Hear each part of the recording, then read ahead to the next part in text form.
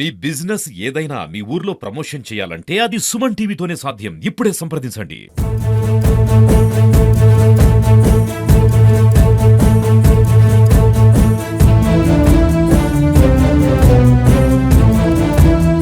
పెద్దలారా, స్నేహితులారా, అందరికీ పేరు పేరున నమస్కారాలు. మహాత్మా గాంధీ జాతీయ ఉపాధి హామీ చట్టం గాని పథకం గాని హఠాత్తుగా భారతదేశానికి రాలేదు అని ప్రప్రథమంగా నేను చెప్పదలుచుకున్నా. దీని వెనుక కాంగ్రెస్ పార్టీ, ప్రజా సంఘాలు, కార్మిక సంఘాలు, ఎన్జిఓలు ఐకమత్యంగా కృషి చేయడం ద్వారా ఆనాటి ప్రభుత్వం దీన్ని తీసుకొని రావడం జరిగింది. దానికి తోడుగా శ్రీమతి సోనియా గాంధీ గారు అనంతపురం జిల్లా కరువుకు నిలయంగా ఉన్నప్పుడు ఆమె స్వయాన పర్యటించింది. దానికి ముందు అప్పుడు మన నాయకులు రఘువీరారెడ్డి గారు, వెంకటరామిరెడ్డి గారు, ఇంకా జిల్లా వ్యాప్తంగా ఉన్నటువంటి కాంగ్రెస్ నాయకులందరూ కలిసి భిక్షాటనం చేసి, తర్వాత అసెంబ్లీలో కూడా ఆంధ్రప్రదేశ్ వ్యాప్తంగా భిక్షాటన చేసి ఆ రోజు ఆత్మహత్య చేసుకున్నటువంటి రైతాంగానికి డబ్బులు అందచేయడం జరిగింది. ఆ రోజు శ్రీమతి సోనియా గాంధీ గారికి మనస్సు చలించి ఈ పథకాన్ని యూపీఏ ప్రభుత్వం అధికారంలోకి వచ్చిన తక్షణమే మర్తాడ్ అనే గ్రామంలో ఉపన్యసిస్తూ, యూపీఏ ప్రభుత్వం అధికారంలోకి వచ్చిన తక్షణం వలసలు నివారించి స్థానికంగా పనిచేసేటువంటి ఒక డిమాండ్ హక్కుతో కూడిన చట్టాన్ని తీసుకొని వస్తామని చెప్పి యూపీఏ ప్రభుత్వం అధికారంలోకి వచ్చిన తర్వాత 2/12/2005 ఇదే గ్రామంలో ఇక్కడే జాతీయ గ్రామీణ ఉపాధి హామీ చట్టం మరియు పథకాన్ని తీసుకురావడం జరిగింది. ఆ రోజు మన్మోహన్ సింగ్ గారితో పాటు సోనియా గాంధీ గారు చైర్పర్సన్గా, ఆనాటి ముఖ్యమంత్రి రాజశేఖర రెడ్డి గారు, రఘువీరారెడ్డి గారు, ఇంకా అనేక మంది కేంద్ర మంత్రులు వచ్చి ఇక్కడ ప్రారంభించిన ఈ పథకము కోట్లాది మంది ప్రజల జీవన మార్గాన్ని మార్చింది.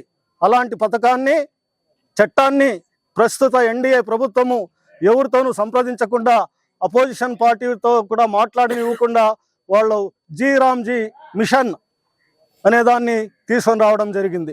ఈరోజు మనం ఇక్కడికి రావడం ఏమంటే, ఎక్కడైతే సామాన్య ప్రజల జీవనోపాధిని మెరుగుపరచడానికి బృహత్తరమైన కార్యక్రమం ఎక్కడైతే ప్రారంభించినామో అక్కడి నుంచే నిరసన కూడా తెలియచెప్పాలనే ఉద్దేశంతో ఈ రోజు ఇక్కడికి వచ్చినాము.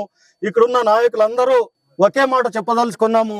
2/12/2026 నాటికి జీ రామ్జీ అనే చట్టాన్ని పక్కకు పెట్టి, ఏదైతే మహాత్మా గాంధీ జాతీయ గ్రామీణ ఉపాధి హామీ చట్టము పథకము అని ఏదైతే మనం ఈ 2 దశాబ్దాలుగా కొనసాగిస్తున్నామో దాన్ని కంటిన్యూ చేయాలని డిమాండ్ చేయడం ఒకటి.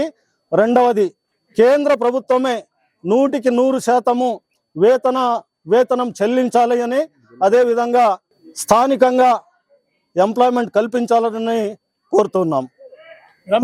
రెండు, గ్రామ సభల్లోనే కార్యక్రమాలన్నీ రూపొందించాలా, గ్రామ సభ ఆమోదంతోనే కార్యక్రమాలు ఇంప్లిమెంట్ కావాలనేది కూడా ప్రధానమైన డిమాండ్. 20, 60, 40 దీన్ని ఏదో ఒక రూపంలో వాళ్ళు మార్చేసి రాబోయే రోజుల్లో కూలీల కడుపు కొట్టడం ఖాయము. అందువల్లనే కాంగ్రెస్ పార్టీ యావత్తు ఈరోజు దాని మీద నిలబడుతుంది. అదేవిధంగా ఈ నెల 27వ తారీఖున ఢిల్లీలో సిడబ్ల్యూసి సమావేశం జరుగుతుంది. దానికి మన గౌరవ సిడబ్ల్యూసి సభ్యులు రఘువీరారెడ్డి గారు హాజరవుతున్నారు. అక్కడ చర్చించి రాబోయే రోజుల్లో అంటే 2/12/2026 నాటికి ఈ చట్టాన్ని ఉపసంహరించుకోకపోతే ఎలాంటి చర్యలు తీసుకోబోతుంది కాంగ్రెస్ పార్టీ అనే విషయాన్ని స్వయాన రఘువీరారెడ్డి గారే ఇక్కడ వచ్చి పాల్గొని ఆ కార్యక్రమాల్ని ముందుకు కొనసాగిస్తారు. అందరము ప్రభుత్వం ఒక మంచి నిర్ణయాన్ని తీసుకొని ఈ చట్టాన్ని, జీ రామ్జీ అనే చట్టాన్ని ఉపసంహరించుకుంటుందనే నమ్మకం మాకుంది. ఆ విధంగా ఉపసంహరించుకోకపోతే కాంగ్రెస్ పార్టీ పెద్ద ఎత్తున డాక్టర్ నీలకంఠాపురం రఘువీరారెడ్డి గారి నాయకత్వంలో పెద్ద ఎత్తున నిరసన కార్యక్రమాలు చేపడుతుందని తెలియచేస్తూ ఈరోజు 2 డిమాండ్లు మనం చేస్తున్నాం. మహాత్మా గాంధీ జాతీయ ఉపాధి హామీ చట్టాన్ని, పథకాన్ని కొనసాగించాలి. 100% కేంద్రమే వేతనాలు చెల్లించాలి. గ్రామ సభల ద్వారా పనులు గుర్తించబడాలి. గ్రామ సభనే పనికి ఆమోదం తెలపాలి. ఈ విధంగా ఉంటేనే స్థానికంగా ఉండే ప్రజలకు ఉపాధి దొరుకుతుంది, వలసలు తగ్గుతాయి, ఎవరి పనులు వాళ్ళు చేసుకొని సుఖ సంతోషాలతో ఉంటారు. ఈ భారతదేశంలో ఉండే పేదలందరూ కూడా సుఖ సంతోషంతో ఉండాలనేదే కాంగ్రెస్ పార్టీ ధ్యేయము. దాన్ని కొనసాగించవలసిందిగా కోరడానికి ఇక్కడ వీళ్ళందరూ మనం అందరం కలిసాము. సార్, ఈ ఉపాధి హామీ పథకాన్ని అయితే మన మహాత్మా గాంధీ గారి పేరును మార్చడంపై మీ అభిప్రాయం ఏంటి సార్? 2 దశాబ్దాల క్రితం 2005లో అప్పటి యూపీఏ ప్రభుత్వం మరి గ్రామీణ ప్రాంతాల్లో నెలకొన్న కరువు నుంచి వలసలను ఆపాలని చెప్పి ఈ గ్రామీణ ఉపాధి హామీ చట్ట పథకం మహాత్మా గాంధీ పేరిట తీసుకురావడం జరిగింది. ఆ రోజు నుంచి ఈ రోజు వరకు గ్రామీణ ఉపాధి పథకం వల్ల కోట్లాది మంది పేద ప్రజలు వలసలు ఆగి ఈరోజు వాళ్ళు జీవించే హక్కు, పనిచేసే హక్కును ఈ చట్టం ద్వారా కల్పించడం వల్ల వాళ్ళు ఈరోజు వలసలు ఆగాయని చెప్పి దేశవ్యాప్తంగా అన్ని సర్వేల్లో తెలియజేయడం జరిగింది.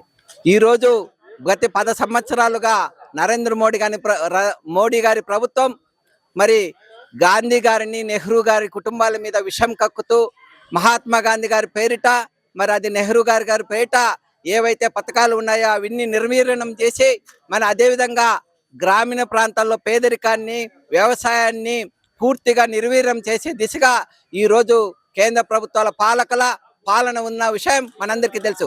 కేవలం కొంతమంది బూర్జువాలకు, పెట్టుబడిదారులకు మరి నిధులు కేటాయిస్తూ పరిశ్రమలకు అనేక కోట్ల నిధులు మాఫీ చేస్తూ ఈరోజు అప్పులను మాఫీ చేస్తూ మరి వలసలు పోతున్న రైతులను ఆదుకోవడానికి చేపట్టిన ఈ పథకాన్ని మరి నిర్వీర్యం చేయడం కేంద్ర ప్రభుత్వానికి తగదని చెప్పి కాంగ్రెస్ పార్టీ జిల్లా కమిటీ తరఫున హెచ్చరిస్తున్నాం.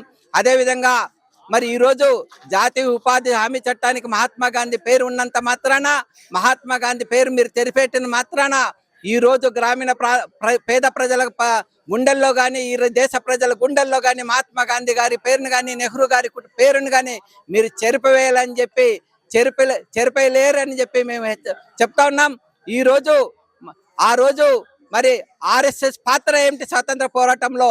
ఆ రోజు అప్పటి బ్రిటిష్ ప్రభుత్వానికి వత్తాసు పలికి స్వాతంత్ర పోరాటానికి వ్యతిరేకంగా మీ నాయకులు ఆ రోజు పని చేయలేదా అని చెప్పి మేము ప్రశ్నిస్తా ఉన్నాం.